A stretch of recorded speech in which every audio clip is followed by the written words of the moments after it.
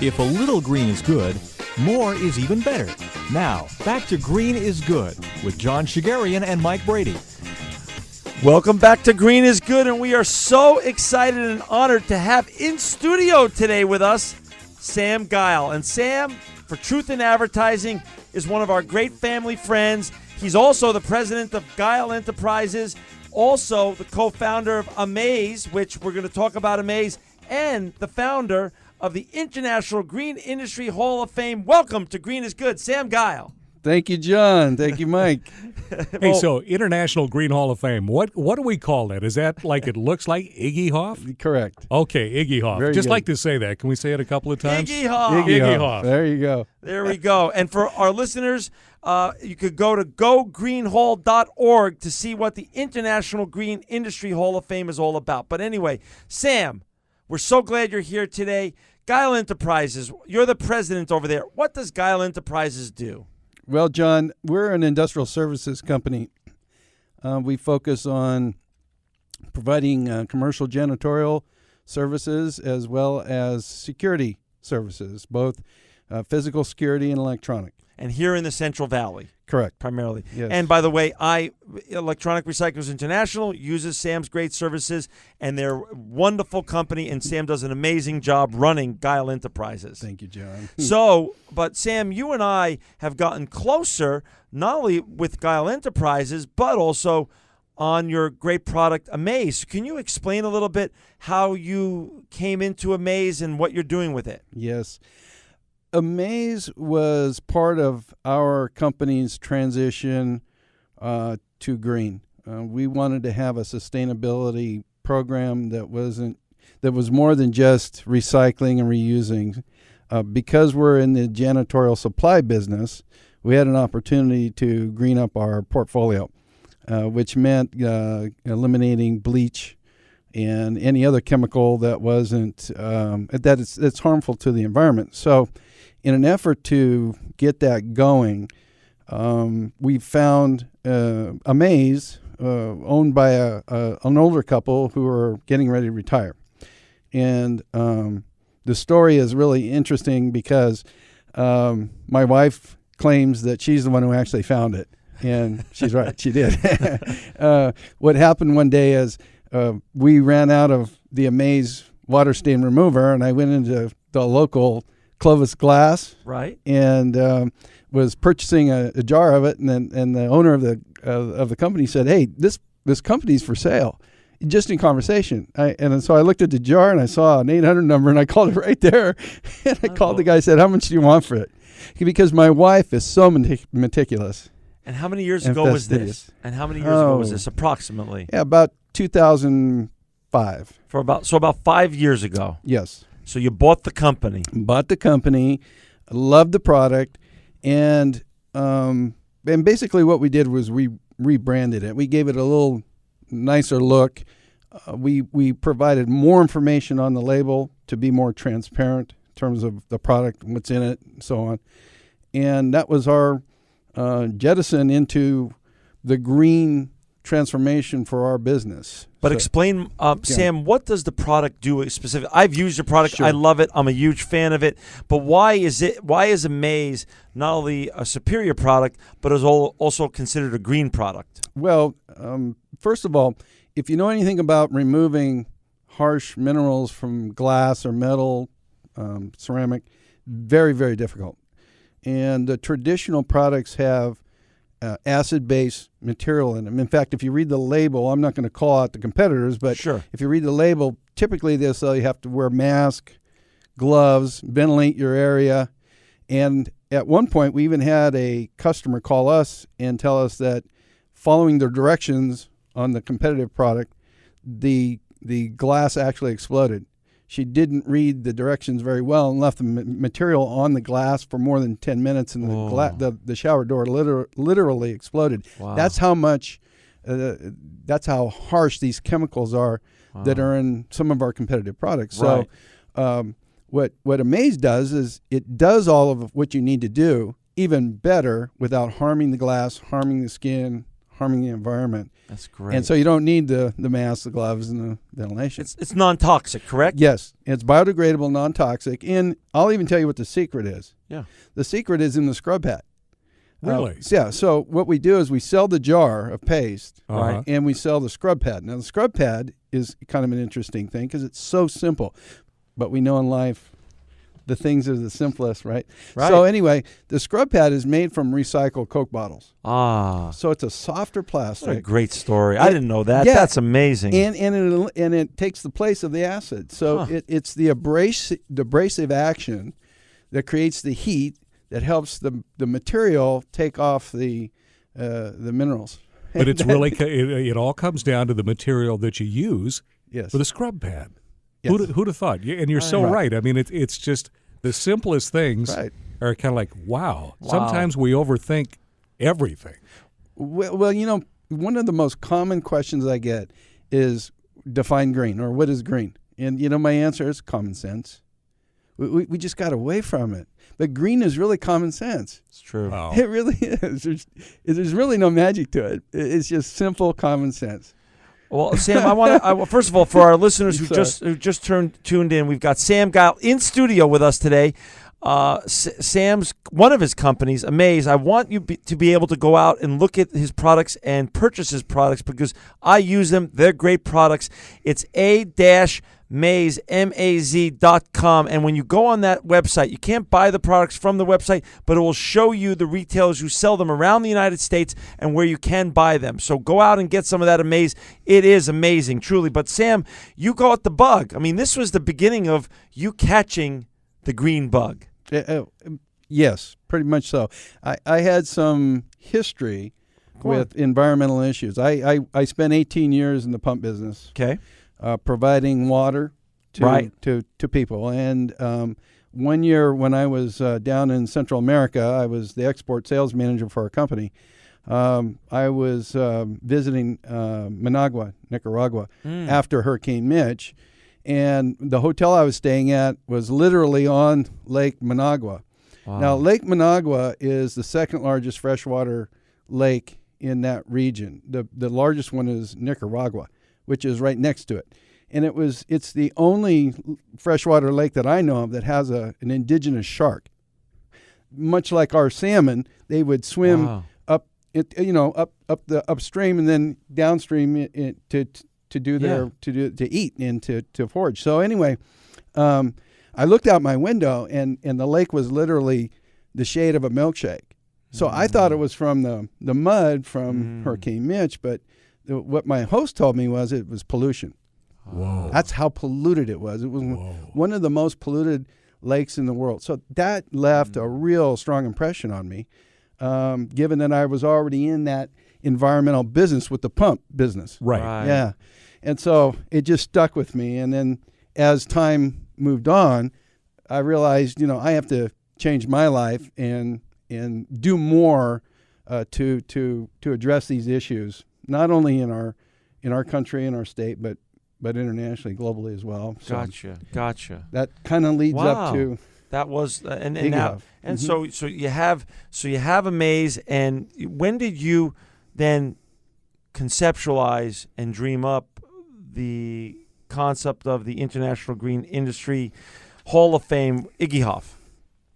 Great question. It's a combination of events that have happened in my life. One of them, which was Lake Managua.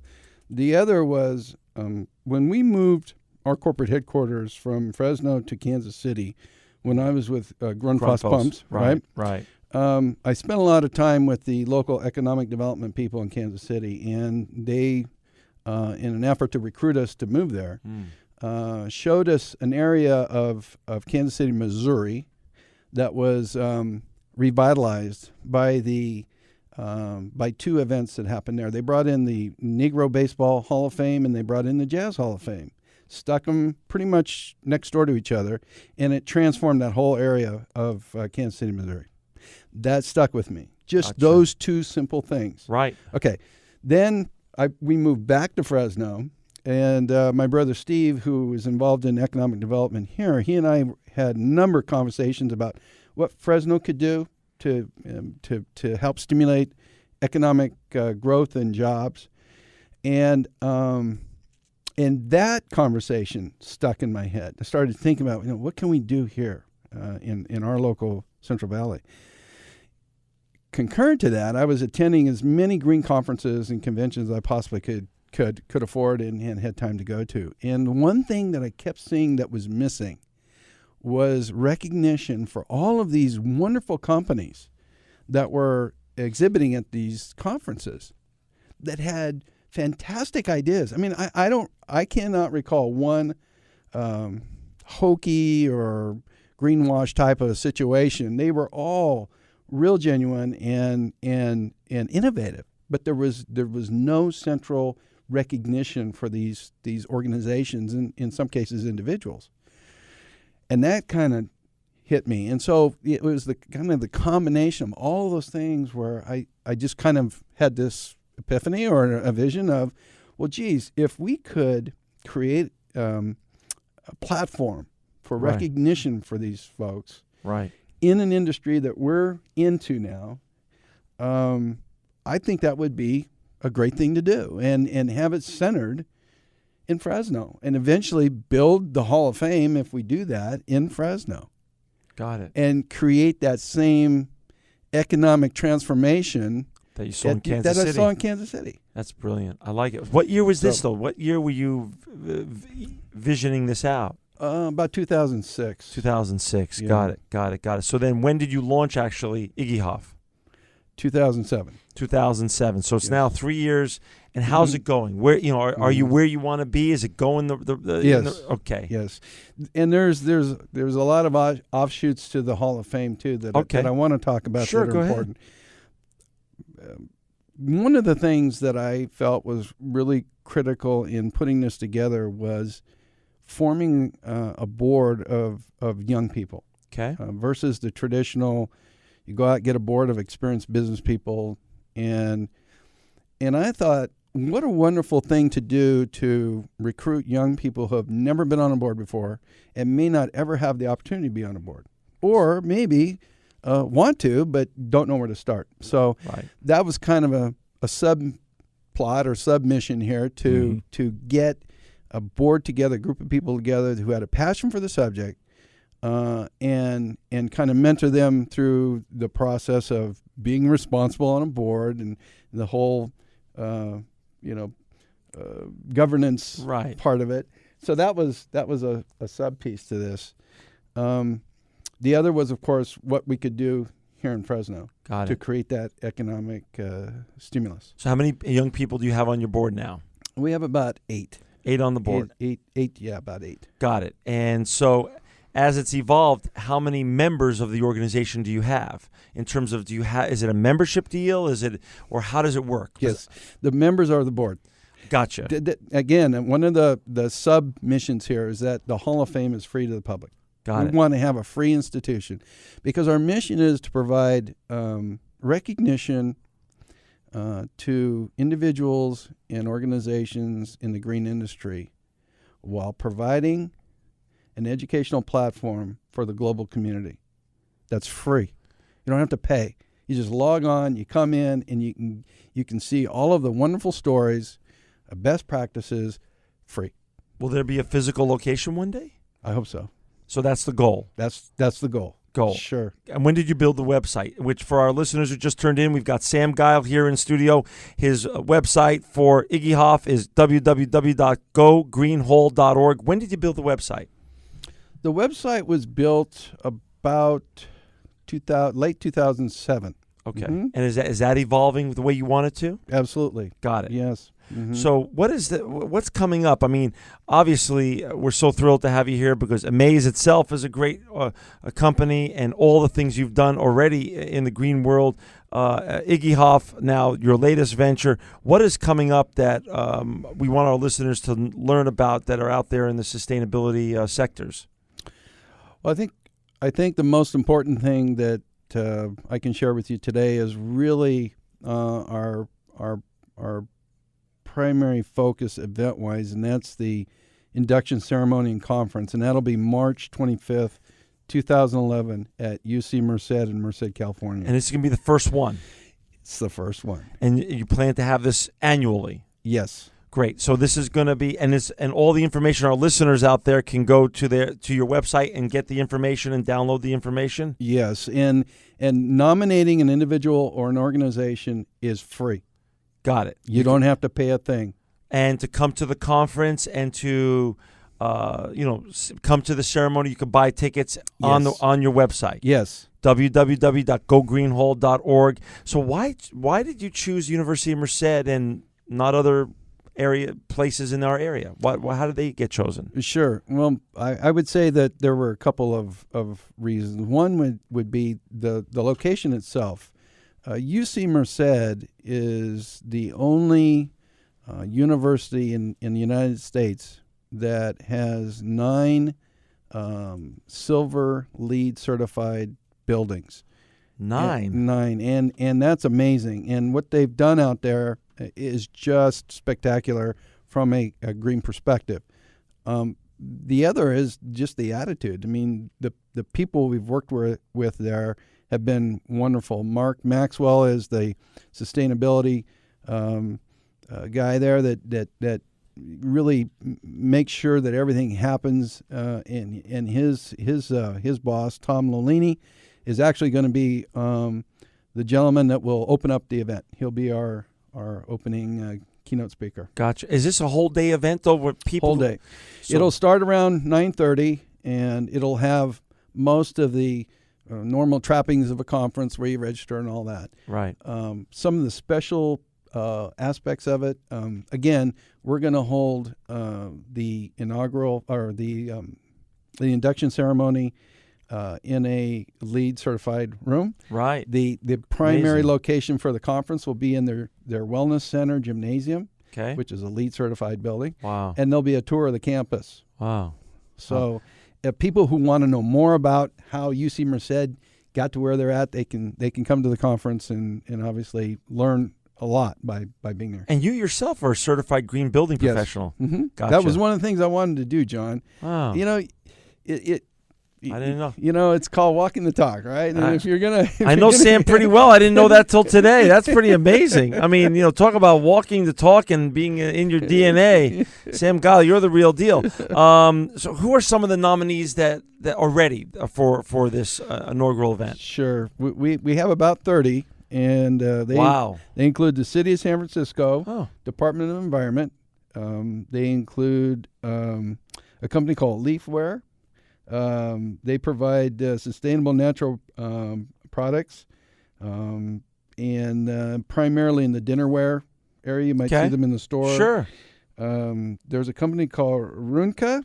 The goal is to provide one-stop shopping for all environmentally friendly products. Hookies,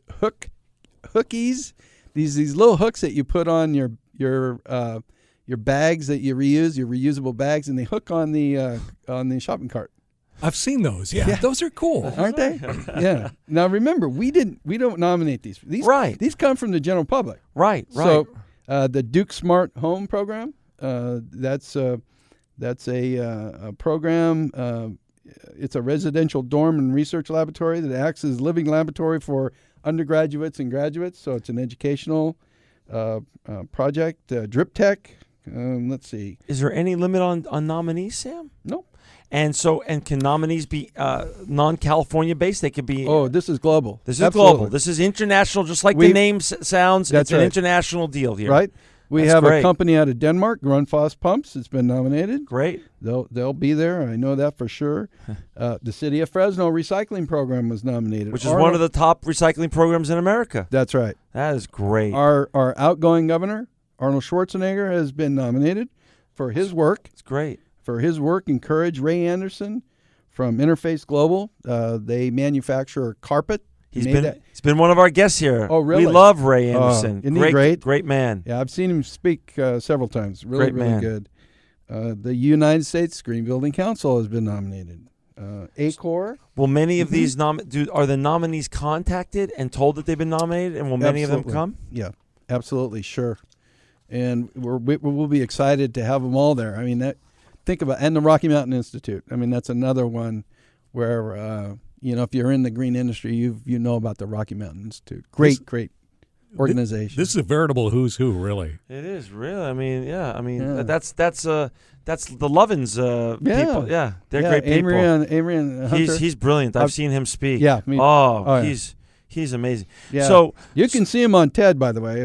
If people want to see Adrian Lovins, he's TED.com. Okay. So many of the nominees will be there, hopefully. And yes. That's the plan. Yes. Will companies be displaying their goods at your event? Yes, absolutely. They'll have opportunities to exhibit there. I want to mention another really neat aspect of our conference. Sure. I don't know if this is true or not, but we are definitely going to have a physical conference and a virtual conference. Let me explain. Okay. When I say virtual conference, we're offering our nominees the ability to come or telecast, however you want to call it, video conference. We know what you mean. Yeah, okay. Instead of flying it. So if they don't want to spend the carbon dollars footprint, we'll just have them there live over the video prompter. Wonderful. So I think that's pretty a neat thing. That is very neat. So we really don't know yet how many actual are going to be there, but hopefully they'll all be there, either live in person or live Got it. video. And do you have to be a nominee to be displaying at the conference, or you could be a non-nominee displaying at the conference? Yes, you don't have to be a nominee. You can buy a ticket and buy a booth. Got it. And that information is on your website. Yes. www.gogreenhall.org. So now the $1 million question: how do you choose the winners? Who's choosing the winners, and how does that work? We have this Ouija board. Oh, okay. But it's a green. Now we know the truth here. But it's a green Ouija board. Okay, well the truth is out. That's good. I like it. We have our board is structured such that we have a nomination committee. That's their job. Okay. And what they'll do is at least first time out, they'll vet all of the nominees based on criteria that we've set out that's on our website. Got it. And then they'll make the recommendation to the board of directors. And then we will take their recommendation and we will select the top 5. That's it. Top 5. Yep. And so what that means is if there's 30 nominees, there'll be 25 that will not be inducted. They will then move to the next year. So they don't get eliminated. They automatically just move to next year. Next year because right. We'll see what the top. Before you announce this, Sam, how many people did you think were going to be nominated when you were just thinking on your own about this whole great concept? I would have been pleased with 5. And you got 10. 30 already, and after this radio show, he's going to have at least what? At least 31. 31 at least. That's darn right. The neat thing about it, though, guys, is that the nomination process is closed for next year. But the day it closed, the day it opened for the following year. Wow. Okay, gotcha. It's open and rolling. That's right. That's so really people nice. can still nominate, but it'll be for 2012. Gotcha. Yeah. Gotcha. That's amazing. Yeah. So, listen, we're down to the last couple minutes, Sam. Sure. So, first of all, you're an entrepreneur, you're an eco-visionary, and you're also, an executive yourself, and for running many different organizations here that we just spoke of: Geil Enterprises, Amaze, the International Green Hall of Fame. Share with our listeners out there. Some are budding entrepreneurs, some are already executives facing a lot of challenges. Some of your experiences, some of your pearls of wisdom. Well, that's a big question. I would say that if you are of that if you are a business person, a person that is coming up and looking to find your calling and direction, I think you really you have to dig down and dig down in your soul and ask yourself, are you what you're doing the right thing, and is it the right thing for everybody, for our community, for our planet? And Ray Anderson, he said it well about being a consumer and not taking care of business from a sustainability standpoint and only looking at your own interests. And I think you got to look beyond that. One of the things about the Hall of Fame is that it's a broad reach. And one thing I've learned over the process of getting out of my comfort zone, really looking after the good of everybody and not just my own greed, okay, is that the greater the reach, the greater the sacrifice, effort, and energy that it takes. And those are things that force you to grow up and force you to be serious about the bigger picture. And so if you can find that in yourself, I think that would help, and it also has the greatest amount of reward at the end of the day. Now, I don't mean a monetary reward, but spiritual reward, and self-actualization. So, that I guess in my own way, that's how I would, the advice I would give somebody coming up and looking to take my place someday in the chair. I got it. Well, Sam, Mike and I are so honored to have you today in studio, and we're so thankful that you came down today, and we're going to want to hear how the whole event turned out. And for those who just, tuned in halfway through here, you got to go to Sam's great website, www.gogreenhall.org. It's the website for the International Green Industry Hall of Fame. You could go there. You could buy tickets for his event on March 25th, 2011 at the UC Merced, or you could also nominate deserving parties to the International Green Hall of Fame. Sam Geil, we're lucky to have you here in the Central Valley. We're also lucky to have you as a friend. And Thanks, you are a great ecopreneur and truly living proof that green is good. This program will be available for downloading in a couple of days from our station's website, keyword podcast. Thanks for listening, and join us again next week at the same time for another edition of Green is Good.